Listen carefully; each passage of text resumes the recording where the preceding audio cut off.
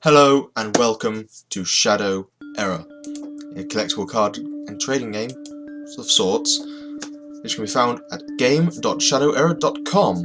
As you probably aware, it's whatever Wednesday, sort of. This is probably going to be uploaded on Thursday. I've been having YouTube problems recently, but it's Wednesday while I'm recording, so it's whatever Wednesday, where I play whatever I want. Let's have a look at the menu here.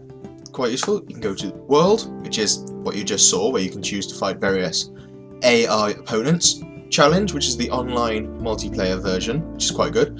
An area to build your deck, we'll look at that later. The Merchant, where you can buy and sell cards, we'll look at that later as well.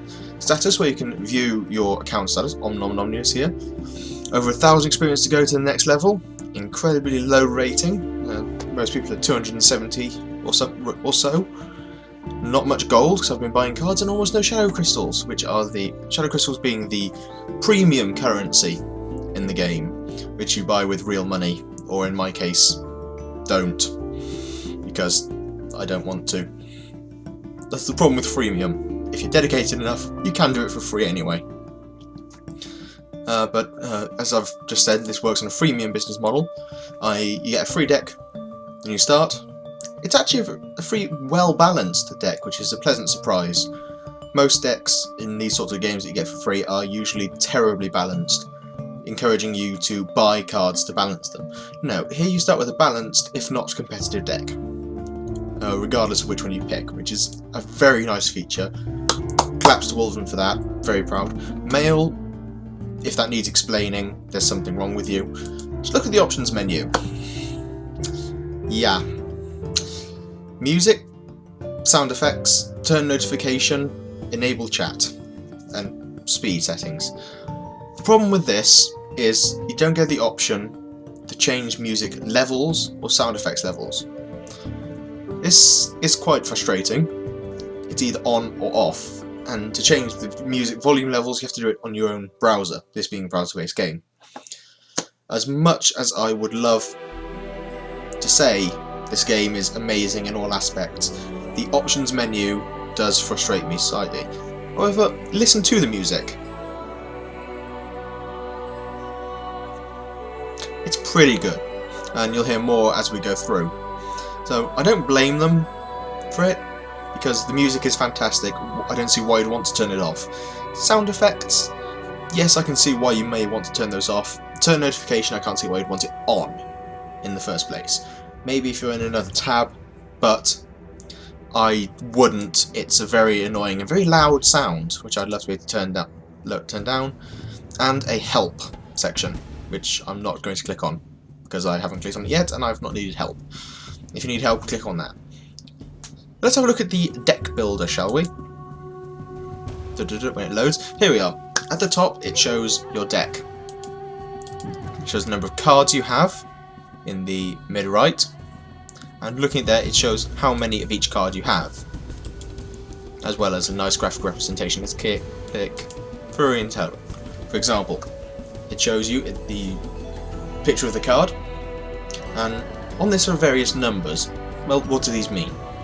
The top left of the card, where it says 5, that's the resource cost of this card. It costs 5 resources to summon Furion Terror, which is fair enough. At the bottom are a representation, a very good representation, of the attack ability, in this case represented by fire, because it is a fire attack, and the health of the card. When a card, such as Furion Terror, attacks, it deals its attack damage worth of points to the health of whatever it's attacking, minus any modifiers. If that monster survives, it then, if it's able, strikes back, with it doing its amount of damage to your card. Pretty common mechanics there, nothing out of the ordinary. What is good is that for cards like Furion Terror, you have fire attacks, whereas for something like the Master Trap Setter, you have physical attacks. This means that things, for example, the Master Trap Setter, his attacks are physical, compared to Furion Terror's flaming ones. You can see here on the text of Furion Terror is immune to fire damage. So things with the deal fire damage will not be able to damage Throwing Terror. So reading the cards is very important. As you can see, most things deal just, you know, normal physical damage. You get other sorts, and it's pretty simple to build a deck. Here's my major gripe. Say I want to add 2 Infernal Gargoyles. Click, add. Why do you minimise it again? I'd have to click add again. Why? This game used to have a very nice system where you could drag and drop, and it was very quick because you could click, drop, click, drop, click, drop very quickly. Frustrating, but quick. Whereas now, click, remove, click, remove. It's a lot clunkier than it was on release. Now this is quite frustrating, however, considering how little time I actually spend making a deck once you've got one that you think is good, or just enjoy for whatever reason, then you don't spend enough time here for it to be a huge problem. At the bottom, as you can see, and as I've demonstrated, were the cards you have that are not in your deck that you can use. Cards you can't use are hidden by default, which is absolutely fantastic. And here you can adjust the filter, show unusable. There you are. It's now showing the cards I have as well I cannot use, which aren't many because for the most part I've sold them. Because which leads us on nicely to the merchant. Here are the various things you can buy from the merchant. Please note at the top right you can get more crystals, i.e. they want your money. It shows I have 25 of them and 365 gold. That's fantastic. Say I want a booster pack. 15 card booster pack, 100 shadow crystals. Okay, you may ask, well, is it possible to get shadow crystals in game? Yes, it is. You get 25 shadow crystals whenever you level up. But that can be a problem because you have to level up 4 times, checks math, 4 times, in order to get the booster pack. But you can also get an entire new starter deck for the same cost, which is fantastic. If I have one kind of deck, say I have a human warrior and use one of the pre-constructed decks, and I get bored of that, I can purchase, say, a Shadow Elemental deck, and it comes same price, buys a balanced pre-constructed deck. It may not be a competitive deck, it may not be the deck I'd like, but it is a good balanced deck and will certainly help you in the lower levels of play. Certainly where I am, I can still occasionally lose to pre-constructed decks, which is quite frustrating, but I'm not in it to win it, as they say, I'm in it to have fun. But then they went and started selling these. What are these? These are card backs. Protect your digital collection with the Speed Strike card sleeves for 200 shadow crystals. What does this do? It changes the back of your cards. So the other person will see this instead and know that you've spent your money on this. Now, personally, I wouldn't go for this. However, I won't lie, whenever I see someone against me who has one of these, I think those look amazing. Because I love the artwork of this game. And if I had the spare cash, I probably would get the Armour of Ages card sleeve. Because look at that artwork, that is fantastic. I know some people might get the Cobra Skin one, which I'm refusing to click on because that's not my thing. Other ones include the Magma Jackal, which is, just look at that artwork, that is fantastic, and again, Throwing Terror, one of my personal favourite cards. But that's purely cosmetic, that has no impact on the game other than possibly to psych your opponent out. I know people who have seen that I have a shiny hero and have gone, what the hell is that? Rage quit. A shiny is just as shiny, it has no impact on the game. There is a 1 in 5 chance of getting a premium shiny card. I happen to have a shiny hero, or I did in my previous deck. Here you'll notice, at the bottom you'll notice 2 more buttons, buy and sell. Buy lets you buy individual cards on a varying priced market. What does this mean? This means that if everybody who owned Medusil decided tomorrow to sell them, the price of buying one would drop massively. I think the lowest is 40 coins, 40 gold coins for someone's. Christopher Wilde, 120. Dirk Saber, 100. Lily Rose Cult, 210. I think people are buying her for the artwork. Yet Merrick Skullborn, 110. 100 for Blake Windrunner. Whereas some of the expensive equipment, all the way over here. Cobra Skin there for 400. Yes, I clicked on it. I know I said I wouldn't, but yeah, things like Soul Seeker, 750 gold. You get very little gold for winning a match, so getting these can take a long time. Other things include the Morn Blade here at 460, the Golden Guitar at 400, Ghost Maker at 400, Voice of Winter at 460, the Fleet-footed Messenger 200, Dagger of Unmaking 600, Uprooted Tree 400, Bad Santa, which is back here, which is a very, very expensive card. It's down to 440. This is a good example. When I bought my Bad Santas for my other deck, it was 650. More of them have become available, more of them have been sold, they're more available in the merchant, so I have the option to buy them much cheaper now. It's a good economy, I like it. Selling cards, however, as we can see here, these are my cards, is a bit out of balance. Why do I think that? Well, say for example I wanted to sell a Bazaar, 50 gold. 50 gold each. And if I want to sell multiple of them, I have to click sell and click this. It's a bit janky, I'm not going to sell those are vital to my other deck. Whereas if I want to sell a Bad Santa, 220, which is half of the cost to buy one. Which is quite frustrating, as you can understand. Elementalis. I don't have an elemental deck. I don't intend to have one. Sell 150 gold. I now have 565 gold, but as we know, the good items are a lot more expensive than that. The item I'd quite like, for example, is 750, which is very annoying, but at the same time I feel like it's a fair price for some of the more overpowered items, which can only be balanced out by some of the other more overpowered items. So overall, the merchant mechanic of the game is a very good one. I approve greatly of it.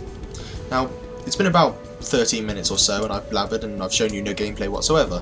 So let's go into the world, shall we? This is the AI. As you gain levels, you get the options to fight different opponents. So here I can fight Lance Shadowstalker. I get 25 gold for beating him and 125 experience. Whereas here I can fight Jericho Spellbane. He gives us a bounty of 30 and 150 experience. Why the difference? Because Lance Shadowstalker is unlocked at an earlier level. When you gain a level, new enemies become available, and some of the enemies from the previous level drop off. So last level I unlocked Lance Shadowstalker, and this level I unlocked Jericho Spellbane, and I fully intend and have kicked both their butts, and I cannot lie. Let's have a go at Jericho Spellbane again as an example. I'm aware there is some cutting off on the sides. I'm sorry, it's a browser-based game. This is the best I could do in a rush video. Now, I draw a card. They're glowing red. Why are they doing that? Well, it's my turn to sacrifice a resource. Sacrifice a card for resources even. I'm going to choose this one, Tracking Gear. View the hand of opposing players while Tracking Gear is in play. I don't need this. It costs 3 to summon and that's useless to me right now. So sacrifice.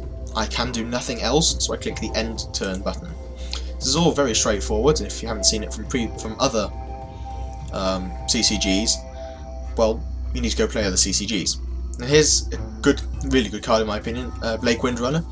He costs 2 resources to summon, so he can be brought on the game very early. He has a very high attack of 3, but only 1 health. So 1 hit from anything that can attack will kill him. Prime example would be Flaming Arrow, or Poison Arrow, which is what I intend to use against him. So I must not sacrifice that. But what can I sacrifice? In this case, I'm going to sacrifice Rapid Fire. Your hero may attack 2 times for each of your turns while rapid fire is attached. Attack? I had no option to attack with him, because he has no weapon yet. A good example of weapon is Feathered Longbow, which has a fantastic effect of, if your opponent has the same number of resources or more resources, it gains +1 attack and +1 durability, which is sort of health for equipment. When used, whether attacking or defending, they lose 1 durability. It's pretty straightforward if you think about it. Swords break, bows break as well, I suppose. Having sacrificed that, I now have 2 resources, so I can now use my poison arrow. And as you can see, there's a very useful overlay to let me know what I can target. In this case, there's only Blake. So, I'm sorry, dude, but you're dead. At the start of your turn. Tick. Good damage indicators. Good big damage indicators. You couldn't miss them if you wanted to. If you did manage to miss them, I'm going to give you a chance to go back and check them out. Seriously, go back. Go. Just got a notification for Twitch Brotato. If you haven't checked out Brotato on Twitch, you should. It's fantastic. Plugging other people, why not? Now I'm going to sacrifice my Plasma Behemoth. Why? Look at that. Why would I sacrifice something like that? A good, powerful card. I'm going to do that because I've just got into the forest, which can hide my hero. So I don't really need a big, threatening monster on the field at all, which I'm probably going to regret saying later on, but this is allowing me to summon my Feathered Longbow with 2 attack. Now Puin has 3, so instead of attacking Puin, who would then hit me back, I can hit Jericho instead. As you can see, he costs nothing to summon because he's your hero. He has his effect, he has his ability, but instead of attack he has this. These, it says 2, 4. Now what are these? That's his Shadow Energy. It's what he uses to use his ability. In this case his ability costs 4 and he has 2. You gain 1 Shadow Energy per turn. Plus there are some cards that you can use to alter that. In his case, his ability allows him to remove enemy attachments and negative effects from him or his allies. Which is quite annoying, but against my deck does nothing. Because I'm not focused on dealing that sort of support-based damage to him. I deal in hitting him in the face with arrows and swords and whatever else I can get out on the field. Now, Special Delivery costs 4 and deals 3 damage to my hero. That's frustrating. However, it's not the end of the world. It means he can't summon anything. It also tells me there's nothing better in his hand. Here he attacks me, deals his damage to me, I deal damage back. Now why this was a good thing, from my point of view, is I now have enough for my Flaming Arrow. So I'm going to sacrifice my Into the Forest for, which I probably shouldn't have done, but I intended to anyway. I can now target a personality that takes 2 fire damage and can't be reduced. In other words, goodbye Puin. Boom, damage counter, he's now dead. Which gives me free reign, which is my attack, to hit Jericho again. My turn again. There's that too. And next turn, because I have full Shadow Energy, I can use that to summon on a new item. In this case, an attack item, because that's my hero's ability. Target weapon in your hand is summoned at no cost and gains +1 base attack. Now assuming I don't draw anything else, I'll be using Old Iron Dagger, which has an attack of 1, giving me 2 attack. But by then I'll also have sacrificed for another resource, and because that's done at no cost, I can then bring on Rapid Fire, allowing me to attack twice. Now this will use up my Old Iron Dagger, but it will deal 4 damage to Jericho, which this is damage he cannot retaliate to yet, as he has no weapon. He summoned another Blake Windrunner. Now, does this change things? Yes. Yes, this does. How? Well, rather than using my ability and that as intended, I'm going to summon my Furorian Terror. Because what he does is he does 2 fire damage to all allies in play, except himself. Well, technically including himself, but he's immune to fire damage, so which will kill Blake Windrunner, give me the ability to do 4 damage per turn anyway, and I will be able to summon a different item next time. It's another opportunity to draw something, essentially. It's my ability, I'm not going to use it. I'm going to hold out for a better weapon. This may not be the best idea, but it's what I'm going with. Use a special delivery, 3 damage. That's going to damage my Throwing Terror. In fact, it's going to kill my Throwing Terror, which is quite frustrating, but he doesn't have the resources to do anything else. Now this is quite good, because Rotling costs 1, it's 1, and when summoned I can sacrifice something from either of our graveyards to bring his attack and health up by 1. I'm not going to use him this turn, because I'm using my ability and then bringing on Rapid Fire to deal 4 damage to Jericho. However, next turn it means I can summon a 2 attack, 2 health, or 2/2 monster for just 1 resource, which is quite good. Here you see me attacking twice, because it can be a little clunky. Here's my second attack coming in, and you can see Jericho Spellbane's health dropping a lot faster than mine is. Now, the AI is quite, I don't want to say dumb, but it's not the best AI in the world. However, it knows when it's licked, which is not a very nice way of putting it, but now, still. I have drawn one of the best items in my deck, which again changes my plan. Soul Seeker, when I kill an enemy ally in combat, I regain 3 health. I'm going to play this and take out his Dirk Saber. Now look at my hero's HP, 23, 26. And I get to attack again, this time hitting Jericho Spellbane for 2.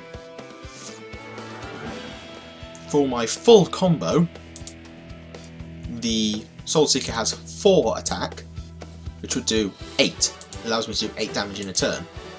And when enemies have a maximum possible health of 40, that drops them quite quickly. Smite. Opposing hero or ally takes 3 arcane damage. Another type of damage. Ow! But all that's done is undo a turn for him. He has still had that damage. Aim shot here. Our target bow you control has +1 attack. Skip again. I'm going to play aim shot. And which brings that up to 3. So my attack up from 4 to 6.